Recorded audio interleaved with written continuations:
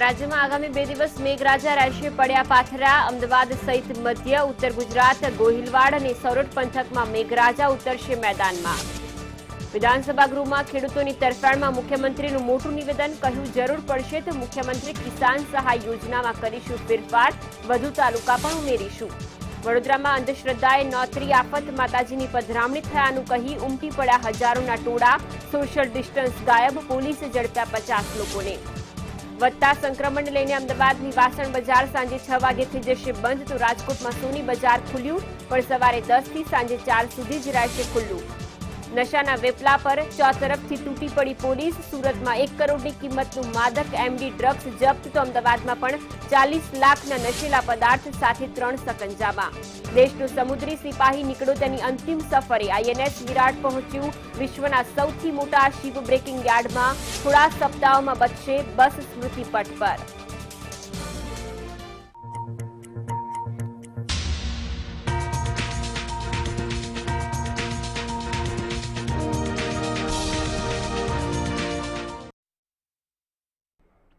નમસ્કાર સ્વાગત છે આપનું ગુજરાત નોનસ્ટોપમાં હું છું આપની સાથે ફાલ્ગુની સમાચારોની વાત કરીએ રાજ્યમાં વરસાદી માહોલ જોવા મળશે આગામી 2 દિવસ રાજ્યમાં વરસાદ વરસી શકે તે પ્રકારની આગાહી હવામાન વિભાગે વ્યક્ત કરી છે વધુ 2 દિવસ ગુજરાતમાં મેઘરાજા પધરામણી કરશે જો કે અત્યારે પણ વરસાદી માહોલ રાજ્યમાં જોવા મળી રહ્યો છે અમદાવાદ સહિત મધ્ય ગુજરાતમાં પણ વરસાદની આગાહી સેવવામાં આવી છે હળવાથી ભારે વરસાદ રાજ્યમાં વરસી શકે તે પ્રકારની આગાહી સાબરકાંઠા પંચમહાલમાં પણ વરસાદી માહોલ જોવા મળી શકે છે આગામી 2 દિવસ આ વરસાદી માહોલ રાજ્યમાં જોવા મળશે ખેડા દાહોદ ગાંધીનગરમાં પણ વરસાદની આગાહી વ્યક્ત કરવામાં આવી છે તો સૌરાષ્ટ્ર અમરેલી અને ભાવનગરમાં પણ વરસાદ વરસી શકે છે સોરઠ પંથકમાં પણ મેઘરાજા કે જ્યાં વરસાદી માહોલ જોવા મળશે ભારે પવન સાથે રાજ્યના વિવિધ વિસ્તારમાં આગામી 2 દિવસ વરસાદ વરસી શકે છે છેક સપ્ટેમ્બરના અંત સુધી મેઘ સવારી જોવા મળશે તે પ્રકારે આ વરસાદી માહોલ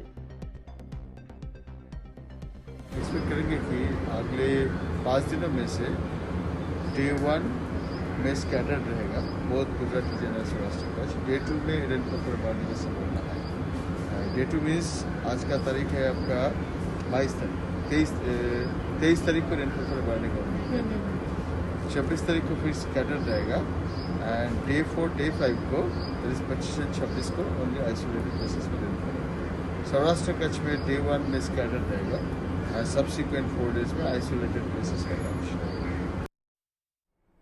ભાવનગર મહુવા તથા આસપાસના ગ્રામ્ય વિસ્તારમાં વરસાદે ધમાકેદાર બેટિંગ કરી વીજળીના કડાકા સાથે વરસાદનું આગમન થયું ભારે વરસાદના કારણે મહુવાના રસ્તા ઉપર વરસાદી પાણી ભરાયા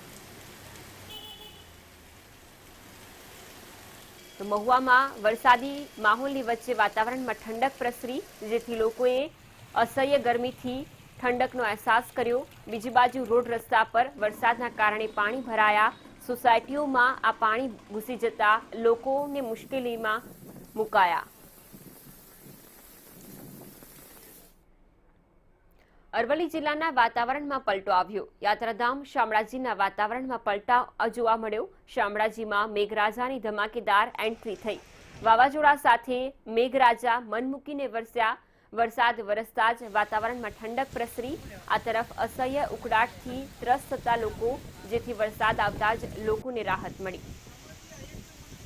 અરવલ્લીમાં ગાજવીજ સાથે અને ભારે પવન સાથે વરસાદી માહોલ જોવા મળ્યો વાતાવરણમાં ધુમ્મસ પણ જોવા મળી આ સાથે જ વરસાદની શરૂઆત થઈ જેથી વાતાવરણમાં ઠંડક પ્રસરી તો આ તરફ લોકોએ પણ આ વરસાદથી રાહતનો અનુભવ કર્યો રોડ રસ્તા પર પાણી જોવા મળ્યા વરસાદી પાણી ફરી વળતા લોકોને પણ મુશ્કેલીમાં મુકાવાનો વારો આવ્યો શામળાજીમાં મેઘરાજાની આ ધમાકેદાર બેટિંગ જોવા મળી જ્યાં ભારે પવન સાથે વરસાદની શરૂઆત થઈ વરસાદ વરસતા જ વાતાવરણમાં ઠંડક પ્રસરી રાજ્યના વિવિધ વિસ્તારમાં આજરોજ પણ આ વરસાદી માહોલ જોવા મળ્યો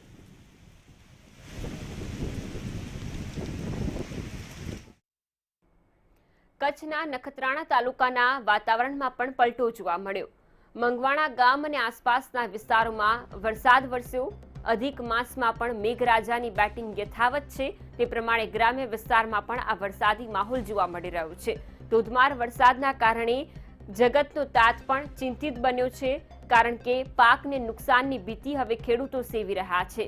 સતત આ વરસાદી માહોલથી ખેડૂતો હવે મુશ્કેલીમાં મુકાયા છે. કચ્છના નખત્રાણા તાલુકાના વાતાવરણમાં એકાએક પલટો જોવા મળ્યો અને વાદળછાયું વાતાવરણ, ત્યારબાદ આ વરસાદની શરૂઆત થઈ. ગ્રામ્ય પંથકમાં આ વરસાદ વરસ્યો, વાતાવરણમાં ઠંડક પ્રસરી, જો કે ખેડૂતોની મુશ્કેલી વધી.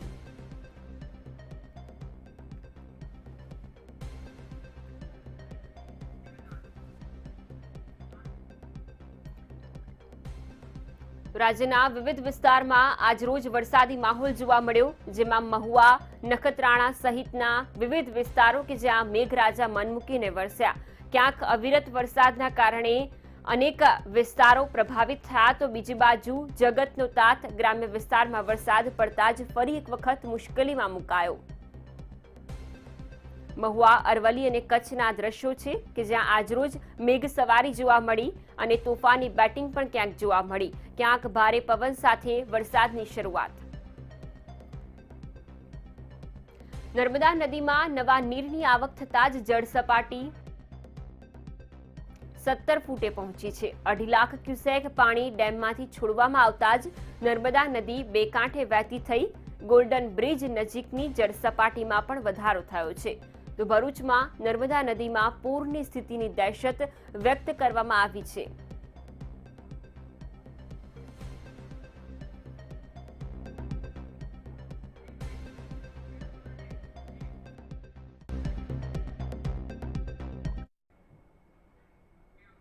અને હવે વાત કરીએ ખેડૂતોને ટેકાની.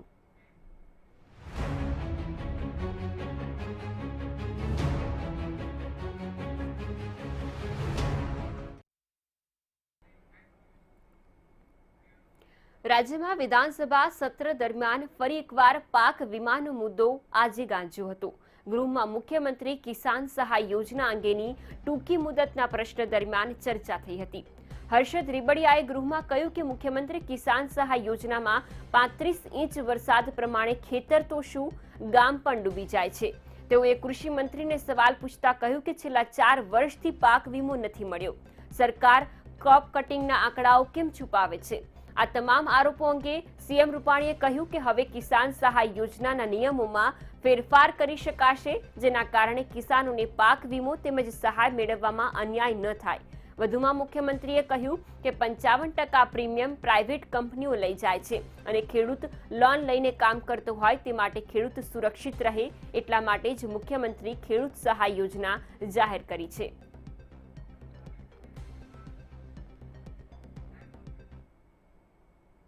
દેવભૂમિ દ્વારકા જિલ્લામાં અવિરત વરસેલા વરસાદના કારણે ખેડૂતોને ભારે નુકસાન થયું છે, જેને લઈને ખેડૂતો માટે 350 કરોડનું રાહત પેકેજ સરકાર દ્વારા જાહેર કરાયું છે. 350 કરોડના આર્થિક પેકેજ પર હવે રાજનીતિ શરૂ થઈ ચૂકી છે. ખેડૂતો પણ જાણે આ રાહત પેકેજથી સંતુષ્ટ ન હોય તેવું લાગી રહ્યું છે. ભારતીય જનતા પાર્ટીના ગેરવહીવટના કારણે ગુજરાતના ખેડૂતોને 1,25,000 કરોડનું જે નુકસાન ગયું છે, એ નુકસાનમાં બતાવવા માટે અને એ નુકસાનના સામે એક નાનકડી વાત કરવા માટે આ નાનું પેકેજ આવ્યું છે. આ પેકેજનો ખરેખર કોઈ અર્થ નથી. ગુજરાતના ખેડૂતોને બહુ મોટા પાયે નુકસાન મુખ્યમંત્રીની પોલિસીએ કર્યું છે. એમાં ખેડૂતો દ્વિધામાં એ છે. કૃષિ મંત્રી શ્રીએ એવું કહ્યું કે 13 લાખ હેક્ટરમાં નુકસાન છે. મુખ્યમંત્રી 4 દિવસ પછી એવું કહે છે કે 37 લાખ હેક્ટરમાં નુકસાન છે. કૃષિ મંત્રીએ એમ કહ્યું કે ખેડૂતો અરજીઓ કરી દે, એના આધારે દ્વારકા જિલ્લામાંથી 40,000 અરજીઓ થઈ છે. હવે મુખ્યમંત્રી શ્રી નવું તગડું કોથરામાંથી બિલાડું કાઢી આવ્યા કે 1લી તારીખથી ખેડૂતોએ અરજી ઓનલાઈન કરવાની છે. તો પહેલા 40,000 અરજીઓ દ્વારકા જિલ્લાની થઈ છે, એનું શું કરવાનું? અવિરત વરસાદના કારણે ખેડૂતોના પાકોમાં નુકસાન થતા સરકારે 350 કરોડનું પેકેજ જાહેર કર્યું, જેને લઈને મંતવ્ય ન્યૂઝ દ્વારા અમરેલી જિલ્લાના વડિયા કુકાવાના ખેડૂતો સાથે વાત કરી મંતવ્ય જાણવાનો પ્રયાસ કરાયો. હાલ અમરેલી જિલ્લાની અંદર જે અવિરત વરસાદને લઈને ખેડૂતોને જે પોતાના પાકોમાં ભારે નુકસાનીઓ થઈ છે, જેને લઈને સરકાર દ્વારા 3700 કરોડ રૂપિયાનું જે પેકેજ જાહેર કરવામાં આવ્યું છે, ત્યારે આપણે અમરેલી જિલ્લાના જ વડિયા કુકાવ તાલુકાના જે ખેડૂતો જોડાય છે તેમના જ આપણે મંતવ્ય જાણવાના પ્રયાસ કરશું કે હાલમાં સરકારે જે પેકેજ જાહેર કર્યું છે જેને લઈને ખુશ છે કે શું કહેશે? શું કહેશો કે સરકારે જે પેકેજ જાહેર કર્યું છે એ મુદ્દે? તાજેતરમાં ગુજરાત સરકારે 3700 કરોડ રૂપિયાનું પેકેજ જે ખેડૂતોને અતિવૃષ્ટિથી નુકસાન થયું છે જેના રાહત માટે 3700 કરોડ રૂપિયાનું ફાળવણી કરી છે. એ ગુજરાતના 2.5 કરોડ ખેડૂતો માટે આના કરતાં તો વધારે એ સારું રહે કે મનરેગામાં જે સરકારશ્રીએ નક્કી કરેલા દર મુજબ ખેડૂતોને રોજી આપવાની વાત કરી હતી એ 100 દિવસની રોજી આપી હોત તો પણ ખેડૂતોને વધારે રૂપિયા મળી શકત અને પોતાનું આ જે નુકસાની થઈ છે એનો એને લાભ વધારે મળી શકે. હાલ સરકાર દ્વારા જે પેકેજ જાહેર કરવામાં આવ્યું છે તે પેકેજ ખેડૂતો સુધી પહોંચે કે નહીં તેવા એક સવાલો ઉદ્ભવી રહ્યા, ત્યારે આપણી સાથે અન્ય ખેડૂત પણ જોડાય છે. શું કહેશો આપ જે સરકારે ખેડૂતો લક્ષી જે પેકેજ જાહેર કર્યું છે? હું ધર્મેન્દ્ર પાનસુરિયા, વડિયા. આ સરકાર આમ તો લગભગ મજાક રૂપી બધાય પેકેજ જાહેર કરે છે, એવી જ રીતે ખેડૂતોને ખાલી આમનામ ખુશ રાખવા માટે 3700 કરોડનું પેકેજ આપ્યું છે. એટલે તમે ગણતરી કરો તો 2 હેક્ટર એટલે 20,000 રૂપિયા જેવું પેકેજ એક ખેડૂતને મળે તો વીઘે 1600 રૂપિયા થયા. આ સરકારને ખબર હોવી જોઈએ કે ખેડૂતોને કેટલો ખર્ચ થાય છે બિયારણનો, ખાતરનો, એનો. એટલે આવા બધા લોલીપોપ ખેડૂતોને આપવાના બંધ કરે અને હવે આ પેકેજનો દરેક ખેડૂત આનાથી નારાજ છે. બનાસકાંઠાના લાખણીમાં કિસાન એકતા સમિતિ દ્વારા મામલતદારને આવેદનપત્ર આપવામાં આવ્યું. રાજ્ય સરકારના ખેડૂત સહાય પેકેજમાંથી બનાસકાંઠા જિલ્લાને બાકાત રાખવામાં આવતા આવેદનપત્ર આપવામાં આવ્યું છે. ખેડૂતોનું કહેવું છે કે તેઓના ખેતરમાં પણ નુકસાન થયું હોવા છતાં સહાય પેકેજમાંથી તેઓને વંચિત રખાયા છે, જેથી ખેડૂતોમાં રોષની લાગણી ફરી વળી છે.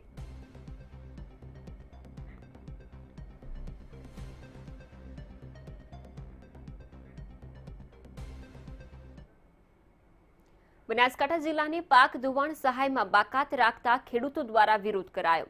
ડીસા તાલુકાના ખેડૂતોએ બેનર લઈને વિરોધ નોંધાવ્યો અને જો સહાય નહીં મળે તો ઉગ્ર આંદોલનની ચીમકી ઉચ્ચારી.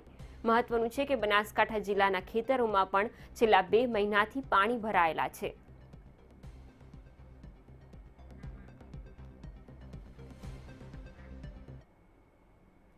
અનલોક છતાં પણ મનોરંજન થિયેટરો હજુ પણ બંધ છે. તો લોકડાઉન અને કોરોનાના કારણે છેલ્લા 6 મહિનાથી મનોરંજન જગતના કલાકારોની હાલત કફોડી બની છે. નાના ગાયકો, સ્પોટ બોય કલાકારોની આર્થિક સ્થિતિ કથળી છે. ત્યારે ધારાસભ્ય હિતુ કનોડિયાએ મુખ્યમંત્રીને પત્ર લખીને ઘટતું કરવા રજૂઆત કરી.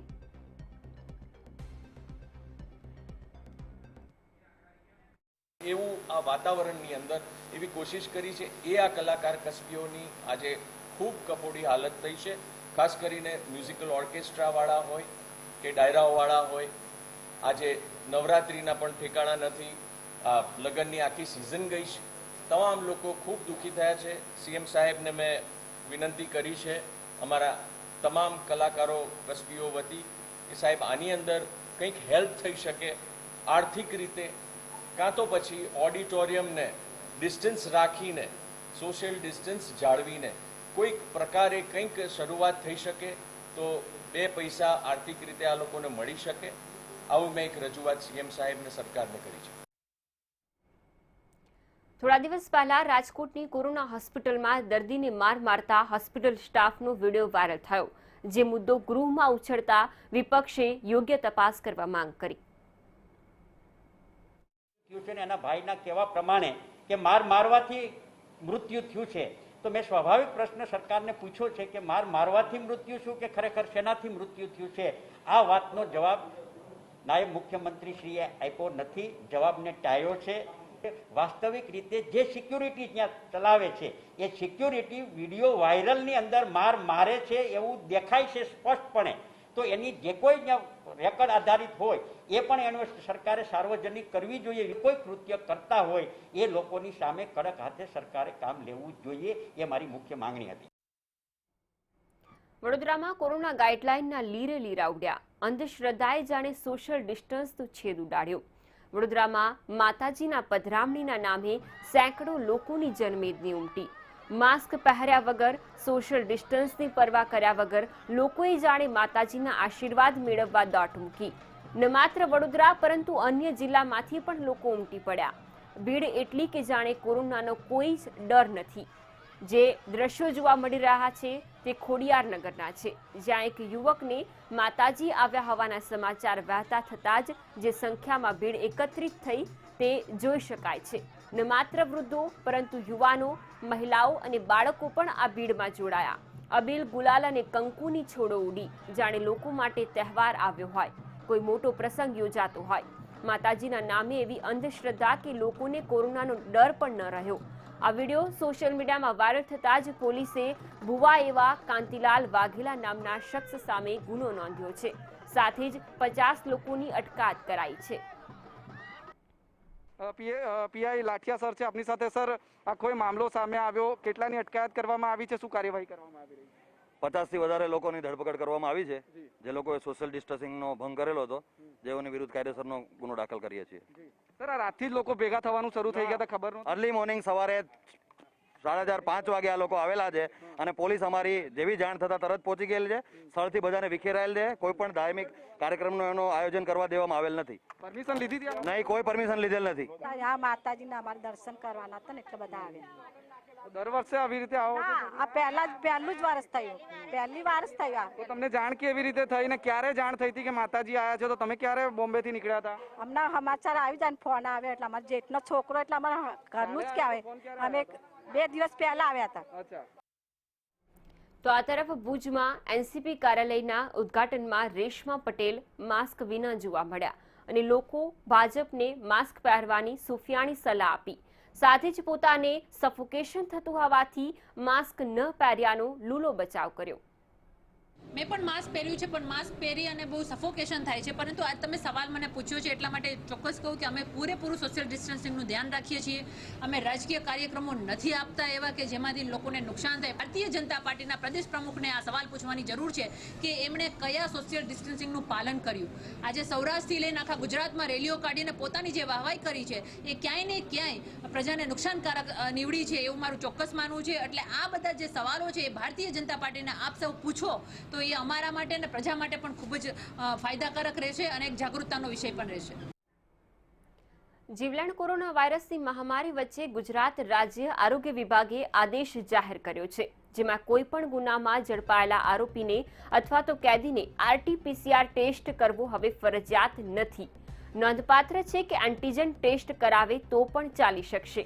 ઉલ્લેખનીય છે કે કેન્દ્રની ગાઈડલાઈન મુજબ આરોગ્ય વિભાગે આદેશ કર્યો છે, જ્યારે આરોપી અથવા તો કેદીને ન્યાયાલયમાં રજૂ કરતા પહેલા RT-PCR ટેસ્ટ કરાવવો પડે છે. પરંતુ હવે એન્ટીજન ટેસ્ટ માટે મંજૂરી અપાઈ છે. ખાસ જરૂર જણાય તો જ સારવાર માટે ખસેડવાનો આદેશ કરાયો છે.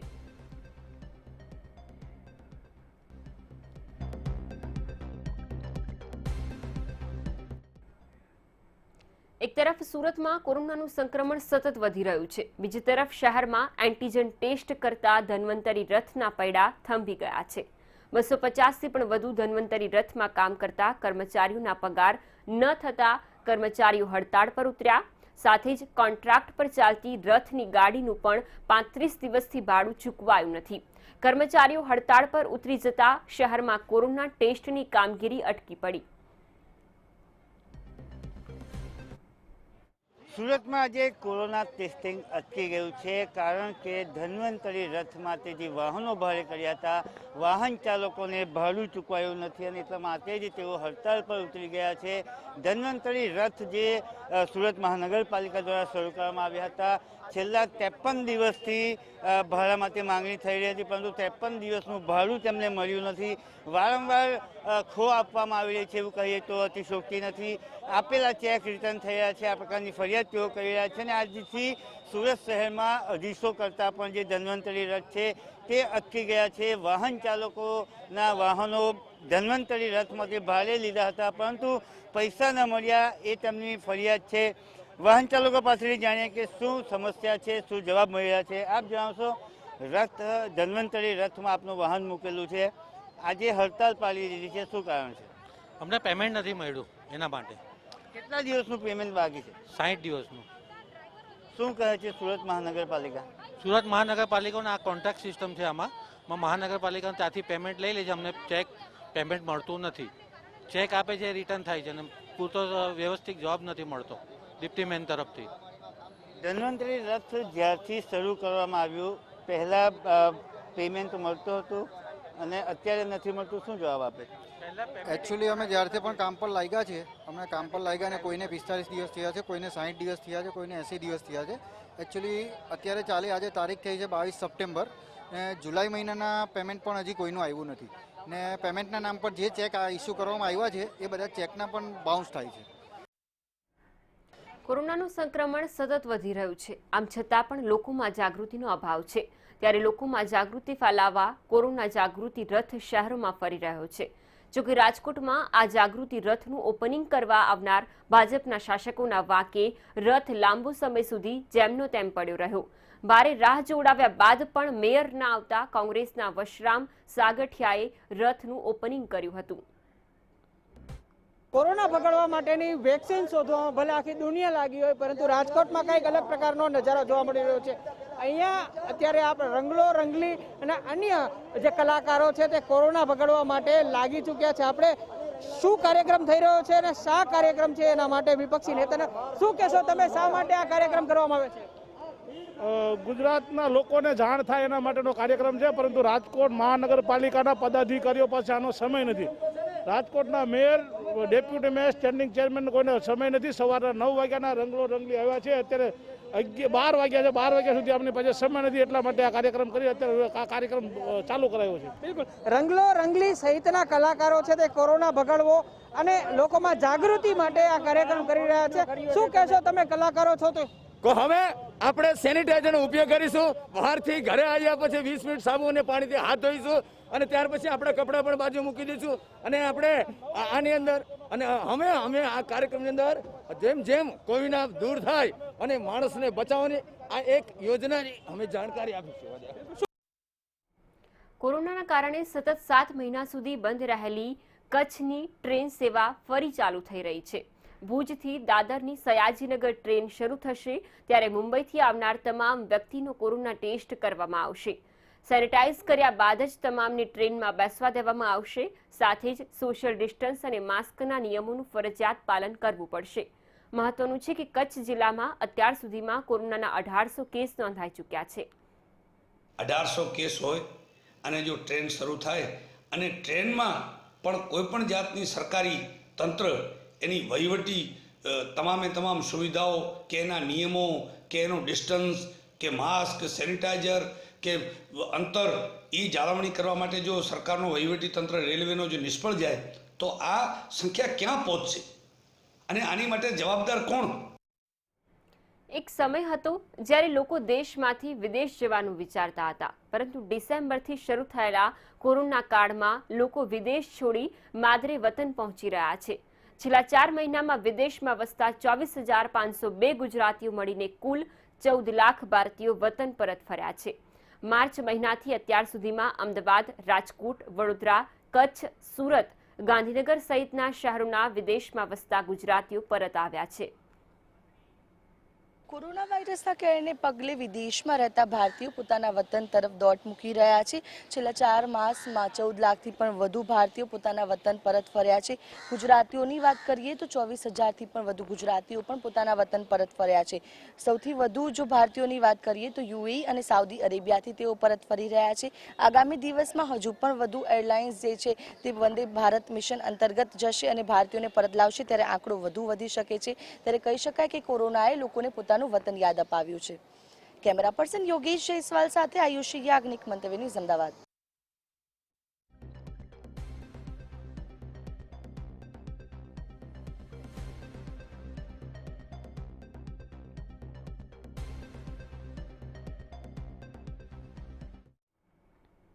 રાજકોટમાં કોરોનાનું સંક્રમણ સતત વધતા વેપારીઓએ સોની બજાર સ્વયંભૂ બંધ કર્યું હતું. 7 દિવસના બંધ બાદ ફરી વેપારીઓએ બજાર ખોલ્યું. જોકે હજુ પણ સવારે 10થી સાંજે 4 વાગ્યા સુધી જ દુકાનો ખુલ્લી રાખવામાં આવશે.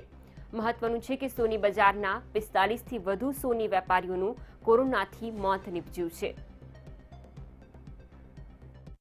રાજકોટમાં કોરોનાએ મચાવેલા કાળા કેરને લઈને સોની બજારના 40થી વધુ વેપારીઓ અને પરિવારજનોનો કોરોનાએ ભોગ લીધો છે, જેના પગલે સોની બજાર એક સપ્તાહ કરતાં વધુ સમય માટે બંધ રાખવામાં આવી હતી. સ્વૈચ્છિક લોકડાઉન બાદ આજથી રાબેતા મુજબ રાજકોટની સોની બજાર છે તે ધમધમતી થઈ છે. નવરાત્રી અને દિવાળીના તહેવારો ઉપર મોટી સંખ્યામાં લોકો ખરીદી કરવા માટે અને ઓર્ડર દેવા માટે આવતા હોય છે. તે જ વાતને લઈને હવે ફરીથી સોની બજાર અને કારીગરોને છે આશા બંધાણી છે કે આ વર્ષે ઘરાગી સારી રહીને તેમનો ધંધો છે તે ફરીથી પૂર્વવત શરૂ થાય. કેમેરામેન રવિ ચાવડા સાથે મયુર સોની, મંતવ્ય ન્યૂઝ, રાજકોટ. ભારતીય નૌસેનામાંથી નિવૃત્ત વિમાન વાહક જહાજ વિરાટ ભાવનગર નજીકના અલંગ શિપ બ્રેકિંગ યાર્ડના દરિયામાં આવી પહોંચ્યું છે. જહાજની કસ્ટમ અને જીએમબી દ્વારા જરૂરી કાર્યવાહી થયા બાદ બહાર પાણીએ રહેલું આ ઐતિહાસિક જહાજ અલંગ પ્લોટમાં આવી પહોંચશે. હાલ વિરાટની ઘોઘાના 12 પાણીએ એન્કરેજ કરવામાં આવ્યું છે.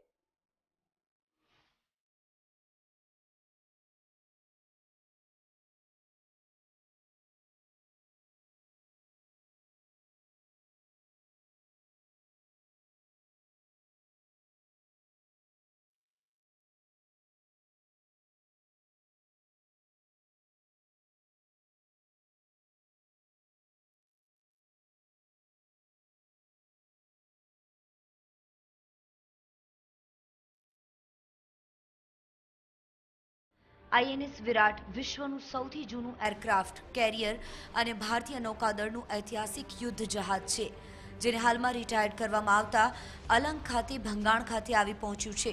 આઈએનએસ વિરાટ મુંબઈથી 2 દિવસ અગાઉ રવાના થયું હતું, જેને અલંગમાં 2 મહિના સુધી ભંગાણ કરવામાં આવશે. આશરે 30 વર્ષ ભારતીય નૌસેનાની શાન રહેલા આઈએનએસ વિરાટને 6 માર્ચ 2017ના ભારતીય નેવીની સેવામાંથી મુક્ત કરી દેવામાં આવ્યું હતું. આ યુદ્ધ જહાજ તેની છેલ્લી યાત્રા ભાવનગરના અલંગ શિપ બ્રેકિંગ યાર્ડમાં કરશે. શિપ અત્યારે બીચ કરવા માટેની જે કાંઈ ઇન્ફ્રાસ્ટ્રક્ચર્સ જોતું હોય એ બધું અમે તૈયાર કરીને રાખ્યું છે. એમના વાયર, કપ્પા, વિન્ચીસ જે કાંઈ જરૂરી હોય, જે અમે એટલા વર્ષોથી શિપ રિસાયકલિંગ કરીએ છીએ એટલે અમને ખ્યાલ છે શું તૈયાર છે. પણ આ વિરાટ એક ઐતિહાસિક જહાજ છે એટલે એની સલામતી અને એક સલામીના રૂપે જે કાંઈ વધારાની તૈયારી કરવાની હોય એ પણ અમે કરી નાખેલ છે. ભારતનું ઐતિહાસિક યુદ્ધ જહાજ અને ગ્રેટ ઓલ્ડ લેડીના નામથી ઓળખાતું આઈએનએસ વિરાટ પોતાના અસ્તિત્વની અંતિમ સફરે એટલે કે આ જહાજને હાઈટાઇડના દિવસે અલંગ લાવવામાં આવશે. આ પ્રસંગે કેન્દ્રીય મંત્રી સહિતના મહાનુભાવોની ઉપસ્થિતિ રહેશે. આઈએનએસ વિરાટ યુદ્ધ જહાજનું નામ ગિનિસ બુકમાં નામ નોંધાયેલું છે. અલંગના દરિયા કિનારે બ્રેકિંગ માટે આ જહાજ આવી રહ્યું છે, ત્યારે લોકોમાં ભારે ઉત્સાહ છે, કારણ કે એક ઐતિહાસિક જહાજ અને ભારતીય સેનાના ગૌરવ સમાન જહાજ અલંગના દરિયા કિનારે નામશેષ થવા જઈ રહ્યું છે. જો કે આ જહાજમાં યુદ્ધને લગતી આંતરિક મશીનરીઓ જહાજનું મશીન શુદ્ધા કાઢી લેવામાં આવ્યું છે. શિપ બ્રેકિંગના જાણકારોના હાજરીમાં જહાજના ભંગાણ કાર્યનો પ્રારંभ कराशे. इसमें हम यहाँ से हमें 1000 फीट या 1500 फीट की दूरी पे हमारा ऐसा है कि अनुमान रहेगा. उसके बाद हम लोग by wire rope and winch उसको पुल करके नियर बाई आवर यार्ड लाएंगे. उसके बाद हम कटिंग परमिशन ले उसको कटिंग करना स्टार्ट करेंगे. अभी तो मैम डिपेंड करता है कि हम लोग जितना जल्द से जल्द हो सके उसको अपने नियर बाई में लाएंगे, उसके बाद ही कटिंग स्टार्ट कर सकते हैं, क्योंकि काफ़ी दूर में रह के कट नहीं किया जा सकता क्योंकि ब्लॉक लाना इम्पॉसिबल है. सो हम लोग फर्स्ट ट्राई करेंगे कि near by land October and तक हम लोग ट्राई करेंगे कटिंग हमारा स्टार्ट हो जाए. आईएनएस विराट विश्वના અત્યાર સુધીમાં 27 ચક્કર લગાવી ચૂક્યું છે, જ્યારે તેને તોડવાની શરૂઆત ઓક્ટોબરથી થાય તેવી શક્યતા હાલ વ્યક્ત કરવામાં આવી રહી છે. બીજી તરફ આઈએનએસ વિરાટમાં ઉચ્ચ ગુણવત્તાનું સ્ટીલ મોજૂદ છે, જે બુલેટ પ્રૂફ મટીરિયલ છે અને મટીરિયલ વેચવા માટે 2 બાઇક બનાવતી કંપનીઓનો સંપર્ક કરવામાં આવ્યો છે. આઈએનએસ વિરાટના સ્ટીલમાંથી બાઇક બનીને માર્કેટમાં આવે તેવી શક્યતા છે, જે આગામી સમયમાં કંપની માટે સોનાની લગડી સમાન બની રહેશે. બૃંદા રાવલ સાથે બ્યુરો રિપોર્ટ, મંતવ્ય ન્યૂઝ, ભાવનગર.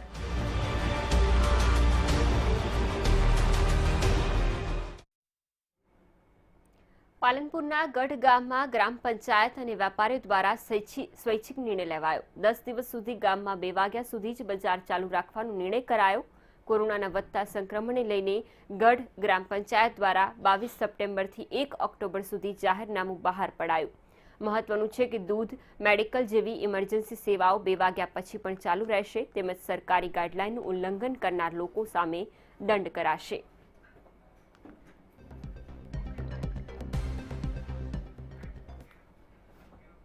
ગુજરાત, અમદાવાદ, સુરત, રાજકોટ, વડોદરા સહિતના અનેક શહેરોમાં ડ્રગ્સ માફિયાઓ સક્રિય થયા છે. ગુજરાતનું યુવાધન હવે ડ્રગ્સના રવાડે ચડી રહ્યો છે. સુરત ક્રાઇમ બ્રાન્ચે 1 કરોડની કિંમતનું એમડી ડ્રગ્સ ઝડપી પાડ્યું છે.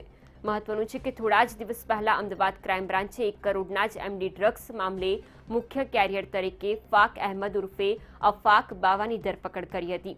ત્યાં જ સુરતમાં ડ્રગ્સનો ફરીથી જંગી જથ્થો ઝડપાતા પોલીસ દોડતી થઈ.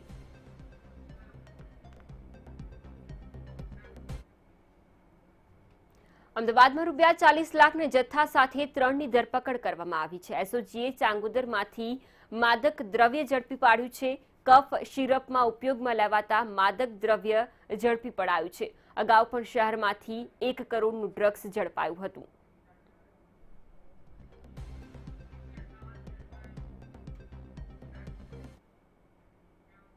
મહેસાણા બહુચરાજી એપીએમસીમાં મતદાનની પ્રક્રિયા પૂર્ણ થઈ ચૂકી છે. ત્યારે કુલ 97% મતદાન નોંધાયું. 332 લોકોએ મતદાન કર્યું. મહત્વનું છે કે એપીએમસીમાં વર્તમાન ચેરમેન વિઠ્ઠલભાઈ પટેલ છે.